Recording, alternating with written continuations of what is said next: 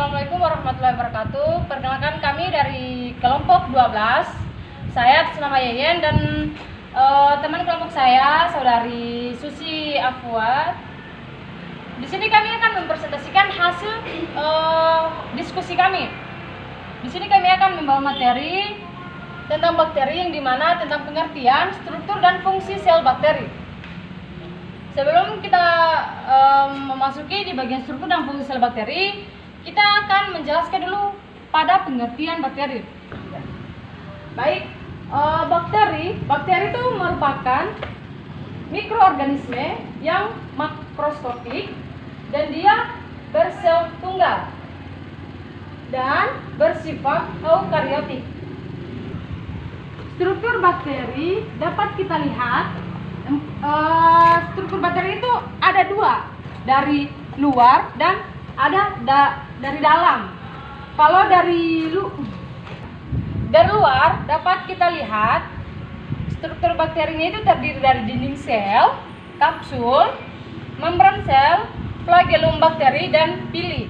Dan struktur dalam itu terdiri dari sitoplasma, nukleus atau DNA sirkuler, ribosom, dan plasmid. Dan kita masuk di bagian fungsi sel bakteri. Seperti yang kita ketahui, sel-sel pada bakteri itu yang pertama pada dinding sel. Dinding sel itu pada bakteri tersusun dari peptidoglikan, yaitu sejenis polisakarida yang berikatan dengan protein serupa dengan kapsul. Dinding sel juga berfungsi sebagai lapisan pelindung dan juga untuk mempertahankan bentuk sel kapsul, struktur pada kapsul. Kapsul pada bakteri dapat menghasilkan lendir ke permukaan selnya. Kita berlanjut kepada membran sel. Membran sel atau membran plasma tersusun dari fosfolipid dan protein, di mana sifatnya semi permeabel dan berfungsi untuk mengatur keluar masuknya zat ke dalam dan keluar sel bakteri. Lalu kita lanjut pada flagellum bakteri. Flagellum atau flagella dia berfungsi untuk alat gerak pada bakteri. Dan dia berfungsi untuk merujuk kepada cairan yang tidak berwarna yang tersusun dari air, bahan organik atau protein, mineral, enzim, ribosom, dan asam nukleat. Lalu pada nukleus atau DNA sirkuler,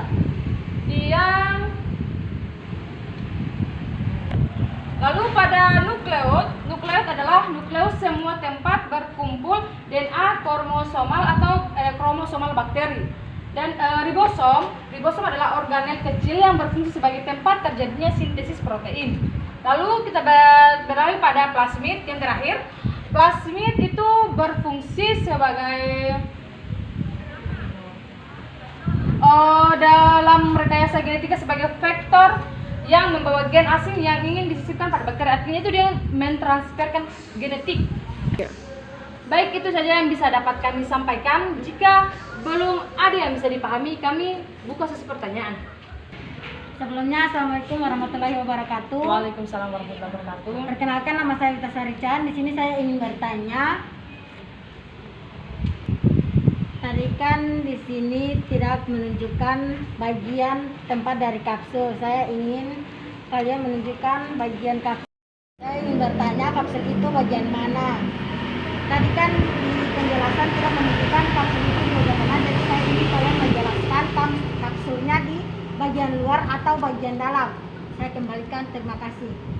Baik, pertanyaannya sangat bagus. Seperti yang saya saya sudah jelaskan, mungkin Anda belum terlalu mendengar. Jadi kapsul itu dia terletak pada struktur dinding luar, yang dimana dia terletak berdekatan dengan dinding sel. Baik, saya sudah jelaskan. Kira-kira Saudari Rika apakah sudah bisa paham? Baik, saya sudah paham. Terima kasih atas penjelasannya. Saya kembalikan kepada pemateri. Terima kasih. Baik, itu saja yang bisa dapat kami sampaikan. Lebih dan kurangnya kami minta maaf dan kami akhiri dengan ucapan Wassalamualaikum warahmatullahi wabarakatuh. Terima kasih.